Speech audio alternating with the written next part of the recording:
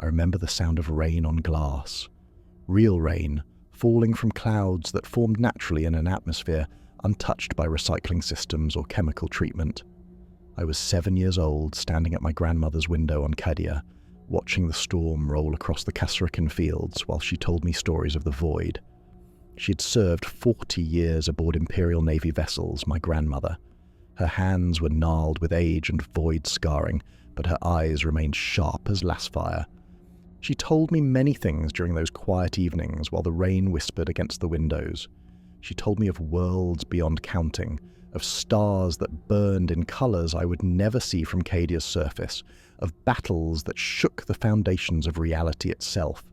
But the story she told most often, the one she returned to when the thunder grew loud and the lightning painted shadows on her weathered face, was the story of the Gellerfield. "The warp is hungry," she would say, her voice dropping to barely a whisper.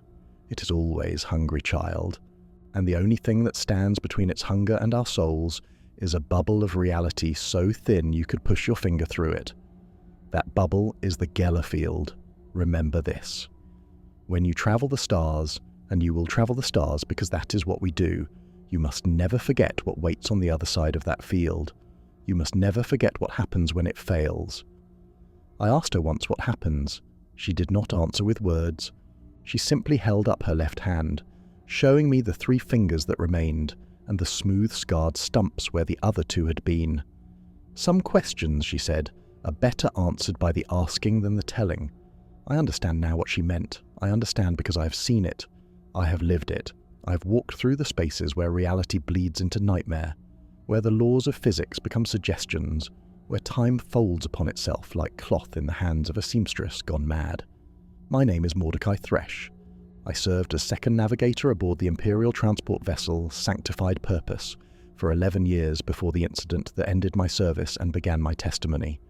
What I am about to tell you is not a story. It is not a warning. It is simply the truth, recorded so that others might understand what we face each time we commit ourselves to the void. The warp is hungry. It is always hungry, and sometimes, despite all our prayers and preparations, it feeds. The Sanctified Purpose was not a warship. She carried no lance batteries, no torpedo tubes, no fighter bays bristling with Fury interceptors. She was a bulk transport, one of 10,000 such vessels that form the unglamorous backbone of Imperial logistics. Her hull stretched nearly 4 kilometers from prow to stern. Her cargo holds capable of carrying enough supplies to sustain a regiment for a standard year. She was old when I came aboard, ancient by the standards of most vessels. Her keel had been laid during the 38th millennium, and the layers of modification, repair, and sacred reinforcement had accumulated like geological strata over the centuries. Walking her corridors was like walking through history itself. Here, a section of wall plating bore the marks of an orc boarding action repelled 3,000 years ago. There, a shrine commemorated the souls lost when a plasma conduit ruptured during the Age of Apostasy. Every surface told a story, every shadow held a memory. Her crew numbered approximately 47,000 souls, though the exact count fluctuated with births, deaths, and the constant rotation of personnel at major ports. Most were born aboard, lived aboard, and would die aboard without ever setting foot on solid ground. They were void-born, their bodies adapted over generations to the ship's artificial gravity, their lungs comfortable with recycled air, their eyes accustomed to the eternal twilight of interior corridors. I was not one of them. I'd come from Cadia, recruited by the Navis Nobilite at age 12 when my mutation manifested, and my third eye opened for the first time. The Navigator houses are always hungry for fresh bloodlines, and Cadia produces psychers of unusual stability, tempered by generations of proximity to the Eye of Terror. The irony of that last observation is not lost on me now. Captain Vela Thorne commanded the Sanctified Purpose with the iron certainty of a woman who had never known doubt. She was tall for a baseline human, her spine augmented with adamantine reinforcement. After an accident in her youth left her original vertebrae shattered. The augmentation gave her an unnatural stillness, an ability to stand motionless for hours while her crew moved around her like water around stone. She trusted the ship. She trusted the Emperor. She trusted the Geller field. In 40 years of service, she had never experienced a significant failure. Minor fluctuations, certainly. Brief moments of weakness that caused unpleasant dreams among the crew. But nothing that prepared her for what was coming. Nothing could have prepared any of us. The primary navigator was a woman named Celestine Vore, ancient even by the standards of our long-lived kind. She had guided the Sanctified Purpose through the warp for over 3 centuries, her third eye clouded now with cataracts that would have blinded a lesser navigator but merely dimmed her sight. She spoke rarely, ate little, and spent most of her time in the navigation chamber, her consciousness swimming through currents of unreality that no baseline human could comprehend. I was her backup, her understudy, her eventual replacement when the warp finally claimed her sight entirely. I had guided the ship perhaps a dozen times during her rest periods, short jumps through stable corridors that posed no particular challenge. I was competent, nothing more. The kind of navigator who would spend a career ferrying cargo through well-mapped routes, never touching the deeper currents, never brushing against the things that swim in the spaces between spaces. Or so I believed. The warp had other plans. Our final voyage began at Port Wanda, the ancient station that guards the passage into the Coronis expanse. We had taken on a cargo of agricultural equipment bound for a colony world called Damaris, 3 weeks of warp travel through relatively stable currents. The route was well established, the dangers minimal, the profit margins acceptable. Captain Thorne gathered her senior officers in the Strategium for the pre-departure briefing, as she always did. The chamber was circular, dominated by a hololith table that displayed our projected route as a golden thread winding through the swirling purple of warp space representation. The Geller field status indicators glowed a steady green along the walls, each one representing a segment of the protective bubble that would shield us from the immaterium. Standard transit, Thorne announced, her augmented spine holding her perfectly upright as she surveyed the display. Navigator Vore has plotted an efficient course. We expect arrival at Damaris in 18 to 21 days, depending on current stability. Chief Engine Seer Holtz, a tech priest so heavily augmented that little flesh remained visible beneath his robes, clicked his acknowledgement in binary. The Gellerfield generators were his responsibility, and he tended them with the devotion of a father caring for children. All field emitters operating at 97.3% efficiency, he reported, his voice a mechanical rasp filtered through vox speakers. Redundant systems nominal. Plasma reserves, sufficient for 31 days of continuous operation. The Omnissire's blessings are upon us.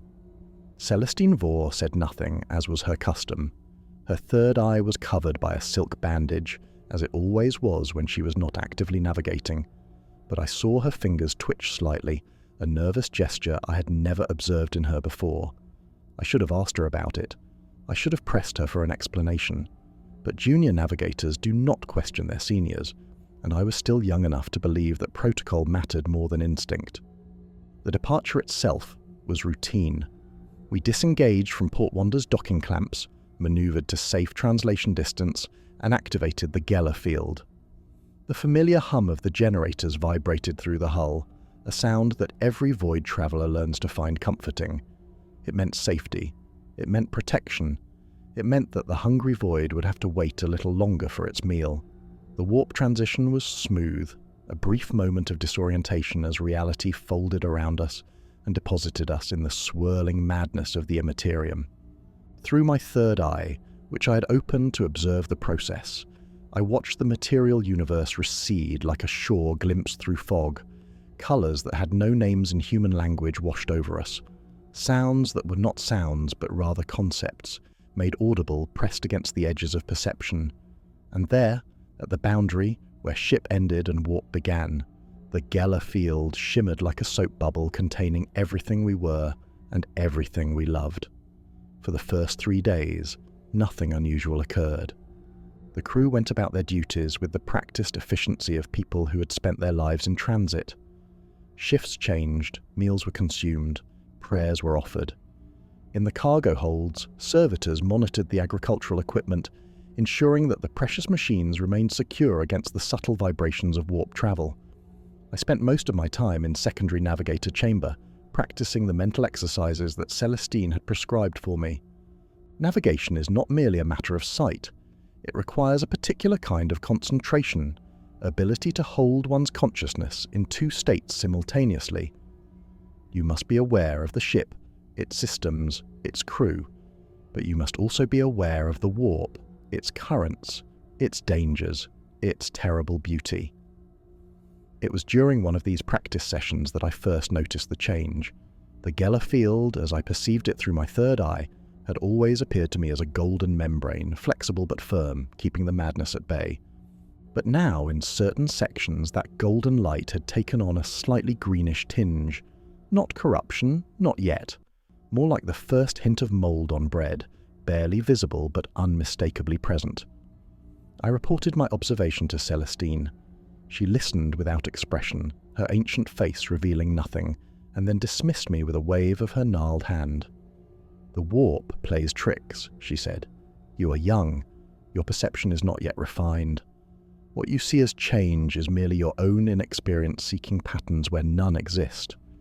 I wanted to believe her. I wanted to trust her centuries of experience over my mere decade of training. But that night, as I lay in my chambers trying to sleep, I heard something I'd never heard before in all my years aboard the Sanctified Purpose. Scratching, soft and rhythmic, like fingernails on glass, coming from the walls. I told myself it was nothing. I told myself it was the ship settling, the hull adjusting to warp pressures, some mechanical process I did not understand. I told myself these things, and I almost believed them. But the scratching continued. And sometimes, in the spaces between the scratches, I thought I heard whispers. Day 4 began with a death. One of the cargo hold servitors, a unit designated THX 1138, had been found by the Morning Watch crew in an impossible position. Its mechanical body was twisted into a shape that violated every principle of engineering. Joints bent backward, limbs woven through each other like a child's puzzle. The metal showed no signs of stress or damage. It was as if the servitor had simply been unmade and remade in a new configuration. More disturbing was its face.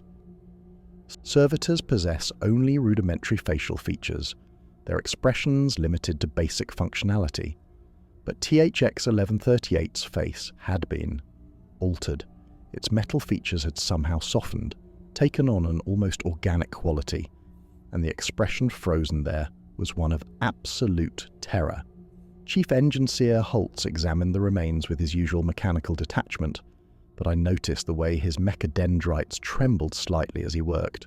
He declared the incident a structural anomaly and ordered the servitor's components reclaimed for recycling. But I saw him making the sign of the cog over the twisted metal, and I heard him whisper a prayer of protection in binary that was not part of any standard liturgy. The crew did not hear about the servitor. Captain Thorne ordered the information suppressed, as was standard protocol for anomalous events during warp transit. Panic spreads faster than plague in the confined spaces of a starship, and even the rumor of something wrong could undermine the morale that kept 47,000 souls functioning in harmony. But the crew knew something was wrong. They could feel it, even if they could not name it. The mess halls grew quieter. Conversations that once flowed freely became stilted, punctuated by long silences as people stared at nothing. The ship's chaplains reported a significant increase in confessional attendance, though few of the faithful could articulate what sins they felt compelled to confess. Dreams became universal, not just among the psychers and sensitives who always experienced more vivid dream states during warp travel, but among the baseline humans who had never before remembered their sleeping visions. They dreamed of doors that opened onto impossible spaces, of corridors that stretched into infinity, of faces that smiled with too many teeth, and they dreamed of scratching, soft and rhythmic, like fingernails on glass. On day 5, a maintenance crew discovered that the markings on Deck 7 had changed. The standardized Imperial signage, unchanged for centuries, now pointed in directions that did not correspond to the ship's layout. Crew members following the signs found themselves walking in circles, arriving at destinations they had not intended to reach. The tech priests reconsecrated the deck, replacing the corrupted signage with fresh markers blessed with sacred oils. By the next morning, the new signs had changed as well. Deck 7 was sealed, its population relocated to other areas of the ship. Captain Thorne attributed the evacuation to environmental contamination requiring purification protocols. No one believed her, but no one questioned her either. On day 6, people began to hear their names. It started with the night shift workers in the engine rooms, the thousands who tended the plasma reactors and kept the ship's heart beating. One by one, they reported hearing someone call to them from the shadows between machinery, speaking their names in voices that sounded almost familiar, like relatives long dead or friends not seen in years. When they investigated, they found nothing. Or rather, they found the same nothing repeatedly. A patch of shadow that seemed slightly deeper than it should be, a corner where the light did not quite reach, a space between machines that felt larger on the inside than it appeared from outside. The whispers grew bolder. They began offering things, promises of reunion with lost loved ones, of answers to questions that had haunted the listeners for years, of peace and rest, and an end to the endless grinding routine of void life. 3 crew members responded to those whispers on day 6. They walked into the shadows between the engines and did not walk out again. Their bodies were never found. On day 7, the Geller field flickered. I was in the navigation chamber when it happened, seated in the secondary throne while Celestine guided us through a particularly dense region of warp current. My third eye was open, watching her work, learning from the subtle adjustments she made to our course. The flicker lasted less than a second. To baseline humans, it would have been imperceptible, perhaps a brief moment of unease, a feeling of being watched by something vast and hostile. But to those of us with the sight, those of us whose eyes were made to perceive the immaterium, it was like watching the sun blink out. One moment, the Geller field was there, a shimmering barrier between us and the howling madness of the warp. The next moment, it was simply absent. And in that absence, I saw what lay beyond. They have many names, the things that swim in the warp. Daemons, we call them, though that word implies a coherence and individuality that many of them do not possess. They are not creatures in any sense we would recognize. They are hungers given form, emotions crystallized into malevolent consciousness, the nightmares of a billion souls compressed into entities that exist only to devour and corrupt. In that fraction of a second, I saw them pressed against the space where the field had been. Thousands of them, millions perhaps, a solid wall of grasping claws and hungry mouths and eyes that burned with light no human science could explain. They were waiting. They had been waiting for an eternity, or for no time at all, because time means nothing in the warp, and everything simultaneously. They saw me looking at them, and they smiled. The field reasserted itself, the golden barrier snapping back into place like a stretched membrane returning to rest. But something had changed. The field was weaker now, I could see it, shot through with those greenish threads I had noticed before, like infections spreading through healthy tissue, like corruption taking root in sanctified ground. Celestine collapsed in her throne, blood streaming from her third eye. The psychic backlash of the flicker had torn something in her mind, I realized. She was dying, or perhaps something worse than dying. I caught her as she fell, feeling the frailty of her ancient body, the bones like dried twigs beneath papery skin. Her mouth moved, trying to speak, but only blood emerged at first. "It knows we're here," she finally managed, her voice a ruined whisper. "It has always known. We just opened the door." "What knows?" I demanded, but she was beyond answering. Her third eye had clouded over entirely, the mutation that had defined her existence for centuries now, as lifeless as a stone. She was not dead. I could feel her heart still beating, could hear the ragged rhythm of her breath, but the navigator in her was gone, which meant I was now the primary navigator of a ship carrying 47,000 souls through hostile warp space, with a weakening Geller field, and something on the other side that knew we were vulnerable. I did the only thing I could do. I took her place in the primary throne and opened my third eye as wide as it would go. What I saw nearly broke me. The Geller field was failing. Not all at once, not in any dramatic fashion that would trigger alarms or alert the crew. It was dying slowly, like a patient consumed by cancer, its protective energies diminishing in tiny increments that would have been invisible to any observation except direct psychic perception. I could see the weak points now, the places where the barrier had grown thin enough that the warp was beginning to seep through. Not fully, not yet, but in trickles and drops like water finding cracks in a dam. Each trickle carried something with it. Not demons, not yet, but the essence of the warp itself, the raw stuff of chaos that predates consciousness and corrupts whatever it touches. Through my sight, I watched that essence spread through the ship. It followed pathways that made no physical sense, ignoring walls and bulkheads to flow along currents only it could perceive. It collected in certain places, pooled in shadows and corners, and the spaces between spaces. And wherever it collected, reality began to grow soft. I reported to Captain Thorne immediately. She received the news with her characteristic stillness, but I could see the fear behind her eyes. For the first time in my service under her command, she looked uncertain. "How long?" she asked. "I don't know. Days, perhaps. Maybe less. Can we reach Damaris?" I considered the question, running calculations in my mind, measuring the decay rate of the field against the distance remaining. Unlikely, but there may be an alternative. If we can drop out of the warp, return to real space, the field will stabilize. We can make repairs, strengthen the weak points, and continue. An unscheduled translation, she said, in unknown space. Yes, we could emerge anywhere, in the heart of a star, in the gravity well of a black hole, in territory claimed by any of 1,000 enemies. Yes, but if we stay in the warp, we will not emerge at all. She considered this for a long moment, her augmented spine holding her perfectly still, while her mind weighed impossible choices. Finally, she nodded. Begin preparations for emergency translation. We drop out in 6 hours. 6 hours. It should have been enough. The field was weakening, but it was still functional. 6 hours should have given us time to position ourselves, to prepare the crew, to pray for the Emperor's protection. But the warp does not operate on human time, and the things that watched us had their own schedule.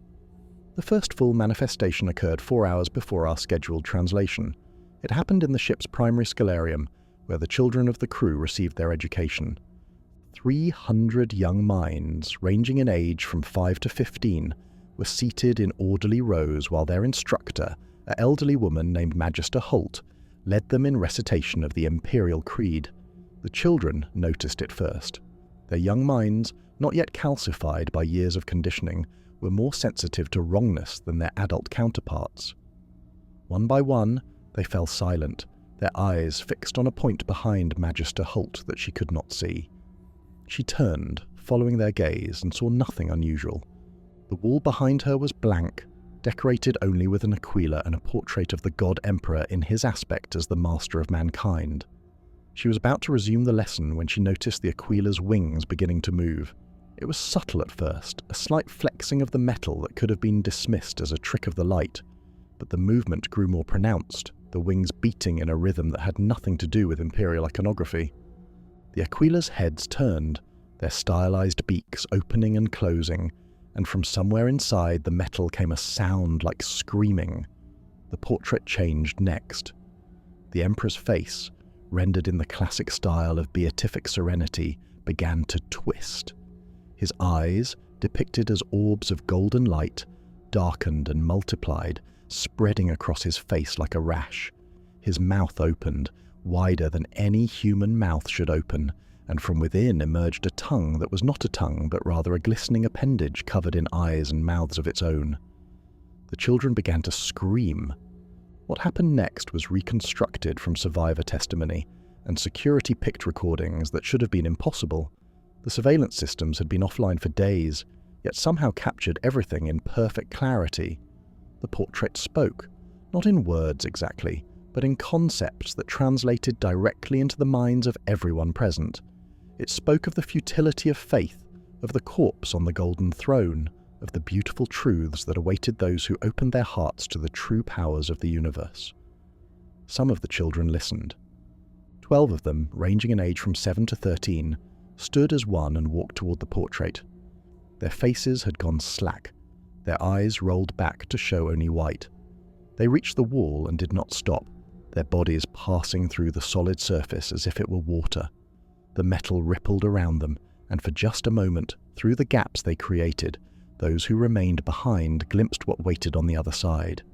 It was a garden, but the flowers that grew there were made of screaming faces, and the trees that provided shade were woven from bones that still wore fragments of flesh. Things moved among the vegetation, things that had too many limbs and not enough coherent form, and they welcomed the children with open arms and hungry smiles. The wall sealed behind them. The portrait returned to its original form. The Aquila's wings went still. Magister Holt never spoke again. When the response team found her, she was sitting at her desk, methodically copying the same phrase into her ledger over and over until the pages overflowed and she began writing on her own skin. The children are happy now. The children are happy now. The children are happy now. She had filled 17 pages in both forearms before they sedated her. Captain Thorne received the report in the Strategium, surrounded by her senior officers and the ship's complement of Adeptus Ministorum priests. Her face betrayed no emotion as she listened, but her hands gripped the edge of the hololith table hard enough to whiten her knuckles. "How many lost?" she asked when the report concluded. 12 children confirmed missing. Magister Holt has been sedated and confined. 47 additional witnesses are undergoing spiritual evaluation by the chaplains. Spiritual evaluation. She spoke the words as if they tasted bitter. We are beyond spiritual evaluation, are we not? Chaplain Mordecai, the eldest of the ship's priests, stepped forward. His power maul hung at his side, its energy field inactive but ready. The Emperor protects, Captain. These incidents are troubling, but they do not yet constitute a full incursion. With your permission, I will lead a purification of the affected area. Purification. Again, that bitter taste in her words. Chaplain, with respect, 12 children just walk through a solid wall into what our navigator describes as a demonic garden. What form of purification do you propose that will address that? The chaplain had no answer. I spoke then, though it was not my place. Captain, the field is failing faster than I projected. The incidents are accelerating because more of the warp is bleeding through with each passing hour. We cannot wait for the scheduled translation. We must drop out now. Now, our calculations. Our calculations assumed a stable decay rate. That rate is no longer stable. If we wait even one more hour, I cannot guarantee the field will hold long enough for us to complete the translation. Thorne looked at me with eyes that had seen a century of void service. And if we translate now, what are our chances? I wanted to lie to her. I wanted to offer comfort, to provide the kind of false assurance that might let her face the coming hours with hope rather than despair. But she deserved better than lies. Uncertain, I admitted. The field is weak. The translation process will stress it further. If it fails during the transition itself, while we are partially in the warp and partially in reality. I did not need to finish the sentence. Everyone in the room understood. A failed translation was not merely death, it was annihilation. The ship and everything in it stretched across the boundary between dimensions until nothing coherent remained. But if we stay, Thorne said, we die for certain. Yes. She was silent for a long moment. Then she turned to her communications officer. All hands. Emergency translation in 15 minutes. All personnel to assigned stations. This is not a drill. As the sirens began to wail, I returned to the navigation chamber to prepare for the most difficult task of my life. I would either save 47,000 souls, or I would destroy them. The Emperor would decide which. 15 minutes is not long enough to prepare for translation. Standard protocol calls for a minimum of 2 hours, time enough for crew members to secure loose objects, for engineering to optimize the plasma flow, for the navigator to properly attune themselves to the ship's machine spirit. But we did not have 2 hours. We had 15 minutes, and I used every second of them. In the navigation chamber, I strapped myself into the primary throne. feeling the neural connections link my consciousness with the ship's systems. Through those connections, I could feel the Sanctified Purpose as an extension of my own body. Her engines were my heartbeat, her corridors my veins, her crew the thoughts flickering through my nervous system. And I could feel the Geller field, that thin membrane between us and oblivion, stretched to its breaking point and growing thinner by the second. The things in the warp knew what we were attempting. I could sense their anticipation, their hunger growing as they pressed against the weakening barrier. They did not want us to escape. They had been waiting so long, an eternity of time that was no time at all, and now their meal was trying to slip away. I would not let them feed. Through my third eye, I searched for the boundary between the immaterium and reality. In stable warp space, that boundary is distant, requiring significant energy to breach. But we were not in stable space. We were in a region corrupted by the same forces weakening our field, a place where the walls between worlds had grown thin. There. I found it. A point where reality pressed close. A place where the material universe reached into the warp like a finger of solid ground extending into a turbulent sea. If I could guide us there, if I could hold the field together long enough for the transition. All hands, brace for translation, Captain Thorne's voice echoed through the ship. Navigator, you may proceed. I focused everything I had on that distant point of reality. My third eye blazed with psychic fire, my mind extending beyond my body, beyond the ship, reaching across the impossible distances of the warp toward the anchor of real space. The Geller field screamed. I felt it in my bones, in my soul, the sound of protective energies pushed beyond their design limits. The weak points I had observed before were tearing now, letting the warp flood through in streams that burned where they touched the ship's sanctified hull. The engines engaged, the plasma drives pushing us toward the boundary with everything they had. The ship shuddered around me, metal groaning as reality itself began to twist, and the demons attacked. They came through the weak points in the field like water through a breaking dam. Not all at once, the field was not yet fully failed, but in numbers sufficient to turn the ship into a war zone. The first wave was composed of lesser entities, the Neverborn that formed the lowest tier of demonic hierarchy. They were shapeless things, masses of claws and teeth and hunger that existed only to devour. They poured into the lower decks, into the cargo holds and engine rooms, falling upon the crew members stationed there like wolves upon sheep. The security teams responded immediately, their lasguns and shotguns blazing, but conventional weapons are of limited use against entities that are not truly physical. The demons absorbed last fire without effect, shrugged off shotgun shells as if they were rain and continued their advance. I felt every death through my connection to the ship. 47,000 souls, and I could sense each one as a bright point of light in my consciousness. I felt those lights go out, one by one, as the demons fed, but I could not stop. If I lost focus, if I allowed the horror of what was happening to break my concentration, the translation would fail, and everyone would die. The boundary grew closer. Reality beckoned, a shore visible through the storm. I pushed the ship harder, demanding everything the engines could give, and then more. The Geller field continued to fail. More breach points opened, each one admitting more horrors into our midst. The lesser Daemons were joined now by greater entities, beings of specific form and terrible purpose. I sensed a thing of bile and decay materializing in the medical bay, its presence causing the wounded being treated there to burst into sprays of infected blood. I felt a creature of burning rage emerge in the security barracks, its very presence driving the soldiers stationed there to turn their weapons on each other before turning them on themselves. And in the cargo holds, among the agricultural equipment we had been hired to transport, something else was taking shape. Something ancient and patient and infinitely cruel. I could not see it clearly through my divided attention, but I could feel its presence like a weight on my soul. It was watching me, watching my efforts to save the ship, and it was amused. "Navigator, report!" Captain Thorne's voice was barely audible over the chaos. "What is our status. 60 seconds to boundary, I gasped, the effort of concentration making speech nearly impossible. But the field is failing, I know. Just hold it together.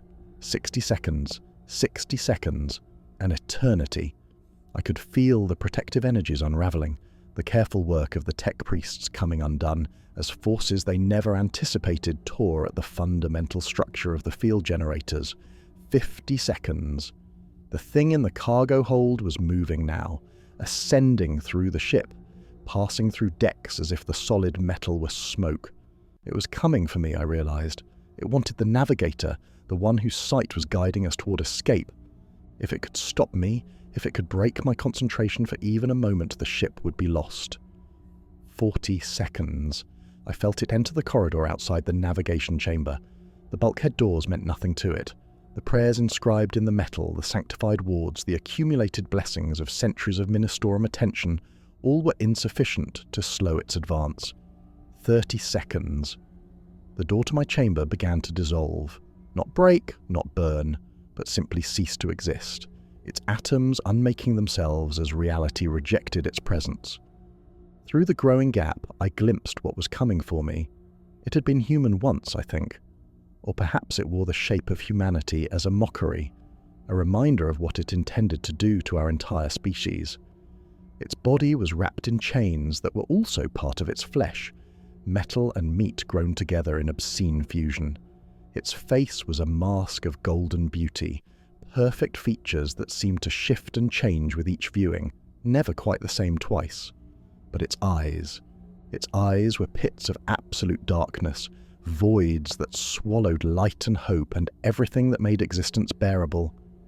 20 seconds. It spoke to me, not in words, but in concepts that translated directly into my thoughts. It offered me things, power beyond imagining, knowledge that would take 1,000 lifetimes to acquire, freedom from the frailty of human existence, from the decay that claimed all mortal beings. All I had to do was stop. Stop guiding the ship. Stop trying to save the crew. Stop fighting the inevitable and let the warp claim what was already its due. 10 seconds. For a moment, I must be honest here, though the admission shames me. For a moment, I considered it. The weight of 47,000 souls pressed upon me, the deaths I had already felt like wounds in my consciousness, the certainty that many more would die before this was over. What was the point? Why struggle against forces so vast that human existence was barely a footnote in their eternal wars? The Daemons saw my hesitation. It smiled, and in that smile I saw the end of everything. 5 seconds. But then I remembered something. My grandmother's voice telling stories while the rain fell on Cadia. Her missing fingers, the price she had paid for surviving an encounter like this one. And her final words to me, spoken at our last meeting before I joined the Navis nobility. Remember what you are protecting, child. Not the Imperium, not the Emperor, not the ship or the cargo or your own miserable life. Remember the people. Remember that every light you carry in your mind is someone who loves and is loved. Someone with hopes and fears and dreams of their own. That is what you protect. That is why you fight. 2 seconds. I gathered everything I had, every scrap of psychic power, every ounce of will, every fragment of my dying faith, and I pushed. 1 second. We breached the boundary. The translation into real space was not smooth. Nothing about those final moments was smooth. The Geller field collapsed entirely just as we crossed the threshold, letting the full pressure of the warp slam against us in that instant before we emerged. The demon that had been coming for me was torn away, dragged back into the immaterium by the same forces that had carried it to us. I heard it scream, not a sound exactly, but a concept that scarred itself into my memory. It was angry. It had been so close to claiming its prize, and now that prize had slipped away. But we had not escaped unscathed. The Sanctified Purpose emerged from the warp in unknown space, our engines dead, our shields gone, our hull breached in 100 places. Emergency bulkheads had sealed the worst of the damage, but entire sections of the ship were open to the void, their atmospheres vented into the cold darkness between stars. I disconnected from the navigation throne, my body spasming with the after effects of psychic exertion beyond my training. Blood streamed from my third eye, my nose, my ears. The neural connections had burned out, the delicate machinery fused by energies it was never designed to carry. I would never navigate again. My third eye, though still present, was blind now. The mutation that had defined my life reduced to a useless lump of tissue on my forehead. But I was alive, and some of the crew were alive, and that was more than I had dared to hope. The casualty reports came in over the following hours, each one a fresh wound. We had lost 18,000 souls, nearly 40% of our complement. The demons had killed some, consuming their bodies and souls alike. Others had died in the structural failures caused by the breaches. Still others had simply vanished, taken by the warp to fates I could not imagine and did not want to contemplate. Among the missing were all 12 children who had walked through the Scholarium wall. Their names were added to the casualty list, but I knew, and the chaplains knew, though they would never say it officially, that death would have been a mercy compared to what they were experiencing now. Celestine Vore died during the translation, her ancient body finally surrendering to the damage it had sustained when the field first flickered. The ship's navigator complement was now reduced to one blind former navigator, unable to guide us anywhere. But we were in real space, surrounded by real stars, and somewhere among those stars was the possibility of rescue. The first week after emergence was dedicated to survival. Chief Engineer Holtz, who had somehow survived the incursion despite being stationed in one of the most heavily breached areas, led the efforts to restore basic functionality. The Geller field generators were completely destroyed. Nothing remained of them but fused metal and the ghostly imprint of energies that had been pushed far beyond their limits. We would not be entering the warp again, at least not without a complete refit at a major shipyard. The plasma drives were damaged but repairable. Within 3 days we had limited propulsion. Within a week we were able to maneuver. But we were in unknown space, parsecs from any charted system, with no way to send a message and no way to travel faster than light. Captain Thorne organised the survivors with her characteristic efficiency. The dead were given proper rights, their bodies commended to the void in the absence of proper disposal facilities. The wounded were treated as best our depleted medical staff could manage.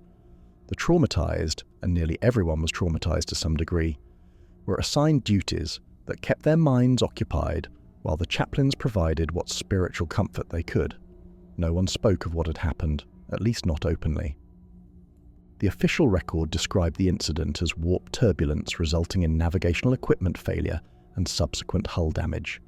There was no mention of demons, no acknowledgement of the true nature of what we had faced.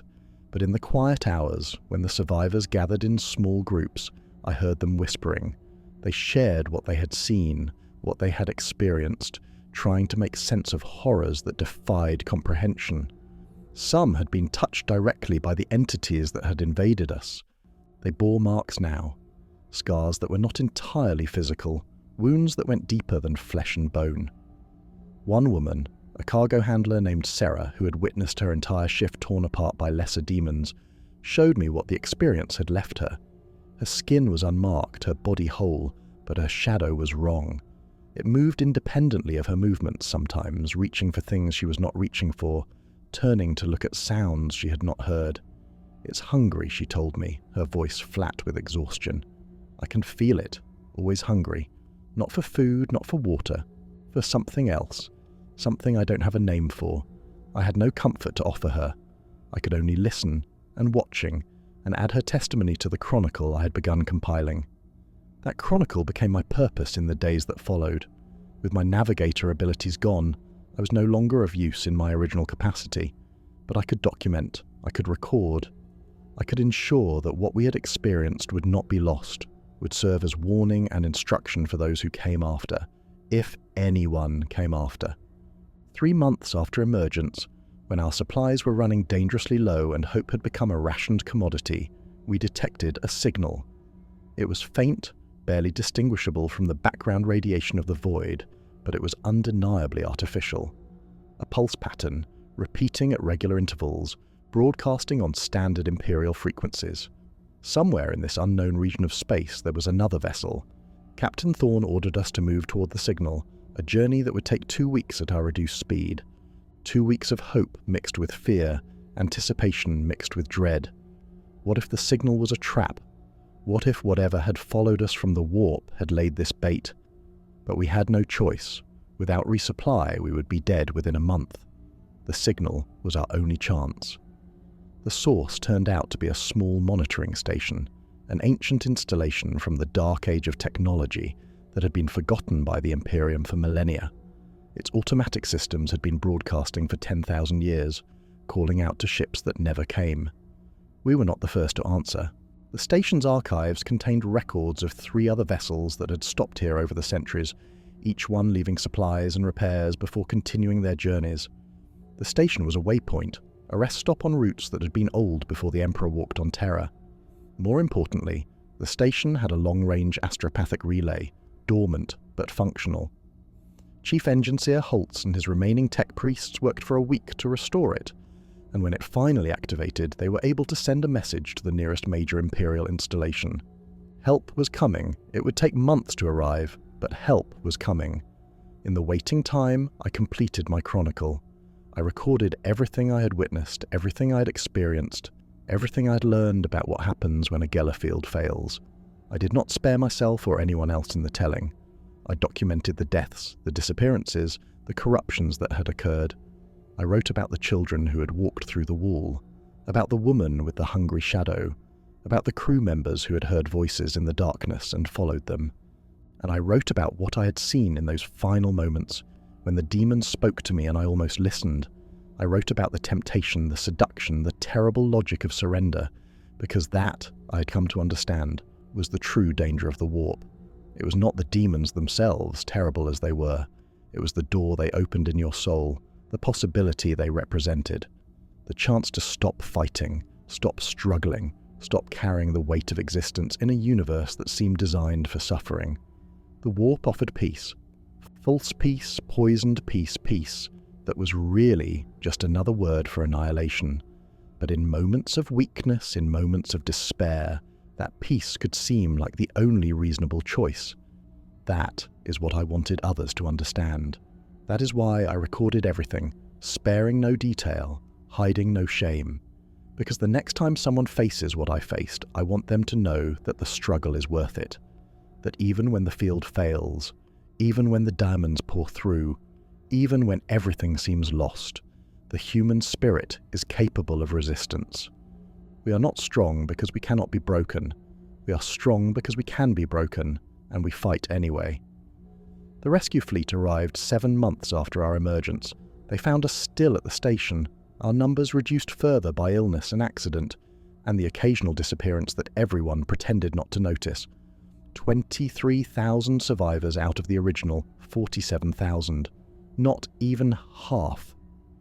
The Sanctified Purpose was declared beyond repair and scheduled for honourable decommissioning. Her centuries of service had earned her a better end than being scrapped for parts, so they towed her to a gas giant in a nearby system and let her fall into the crushing depths, her machine spirit finally at rest. Captain Thorne was reassigned to a desk position, her health too compromised by the experience for continued Void command. She accepted the decision with the same stoic grace she had shown throughout the crisis, but I could see the loss in her eyes. The Void had been her life, and now it was gone. Chief Engineer Holtz returned to Mars, bearing with him a detailed report on the Geller field failure and recommendations for improvements to future designs. Whether his recommendations were implemented, I never learned.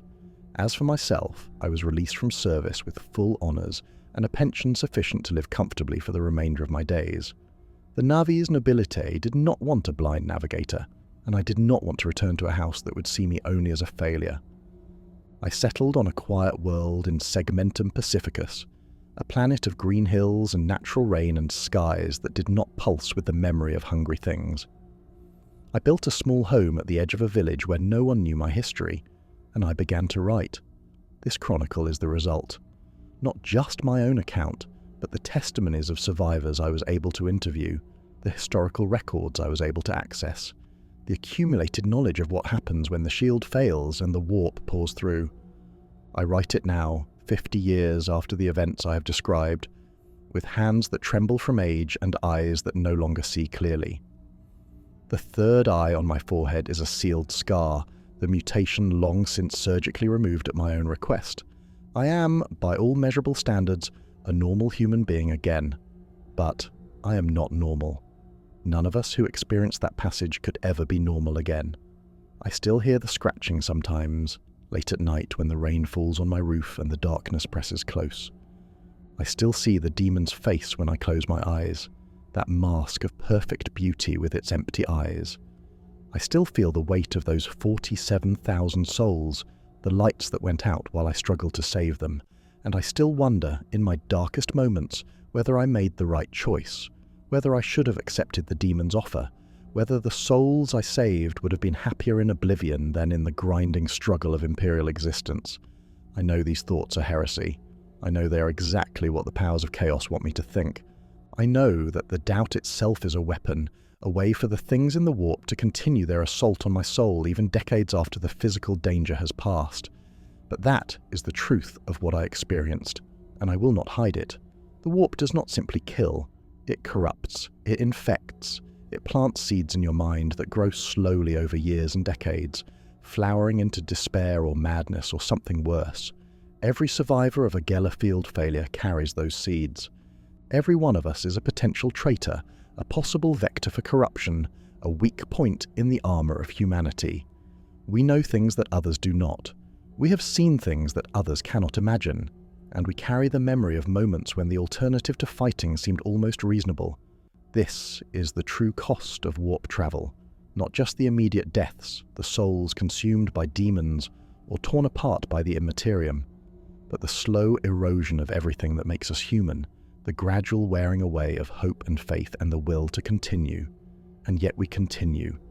We build our ships, we power our Geller fields, we send our navigators into the churning madness of the warp, because the alternative is to remain isolated on our scattered worlds, waiting for threats that will eventually find us anyway. The Imperium of man was built on warp travel. It cannot survive without it. And so we accept the cost, we pay the price, we lose our ships and our crews, and sometimes our very souls to the hungry void. We do it because we must. We do it because the alternative is extinction. We do it because, in the final analysis, humanity has never been willing to accept the limits that the universe tries to impose. The warp is dangerous, the Geller field is fragile, and failure is always possible. But failure is not certain. I am proof of that. The 23,000 survivors of the Sanctified Purpose are proof of that. Every ship that makes it through, every crew that arrives safely, every navigator who guides their chargers home is proof that the void can be crossed, the dangers can be survived, the hungry things in the darkness can be defied. This is my testimony. This is my warning. This is my hope. The Geller field may fail, the demons may pour through, the warp may claim its due, but we will fight. We will always fight, because that is what it means to be human.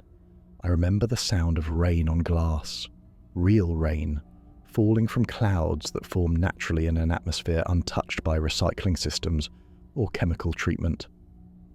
70 years have passed since I stood at my grandmother's window, listening to her stories of the void. She has been dead for decades now, her ashes scattered on the Castracan fields where she was born. The house where we watched the storms together burned during the First Black Crusade, reduced to ash like so much of Cadia. But I remember her voice, her stories, her missing fingers and her sharp eyes. I remember the way she spoke about the warp, with fear but also with something that might have been respect. She understood what she was facing in a way that I did not appreciate until I faced it myself. The warp is hungry, she would say. It is always hungry. She was right, but she also taught me something else, something I did not understand until I was strapped into a navigator's throne, watching a demon approach while 47,000 souls depended on my ability to hold on. She taught me that the hunger can be denied. Not forever, not completely, not without cost, but denied nonetheless. The Geller field is a miracle of technology, a bubble of reality in an ocean of madness. It protects us from horrors beyond imagining, shields us from forces that would consume us without thought or mercy. When it fails, we are exposed to the true nature of the universe, to the eternal war between order and chaos that rages in the spaces between spaces. But the field is also a reminder that protection is possible, that the hungry void can be held at bay, that even in the grim darkness of the far future, humanity has not surrendered. We build our shields, we strengthen our walls, we send our ships into the screaming madness of the warp, and sometimes, not always, but sometimes they come home again. This is not victory. Victory is not possible against an enemy that exists outside time, that feeds on emotion, that grows stronger with every prayer offered against it. But it is survival. And survival, in this universe of endless war and eternal hunger, is its own form of triumph. My grandmother understood this. I understand it now, and I have written this chronicle so that others might understand it as well. The Geller field can fail, but humanity endures. The warp is hungry, but we have not yet been devoured, and as long as one human soul remains defiant, as long as one navigator is willing to guide the way, as long as one ship is willing to brave the darkness between stars, we will continue. We are the Imperium of man. We have stared into the abyss, and the abyss has stared back. It found us wanting only in our mortality. And mortality, we have learned, is not the weakness it appears to be. It is the source of our strength.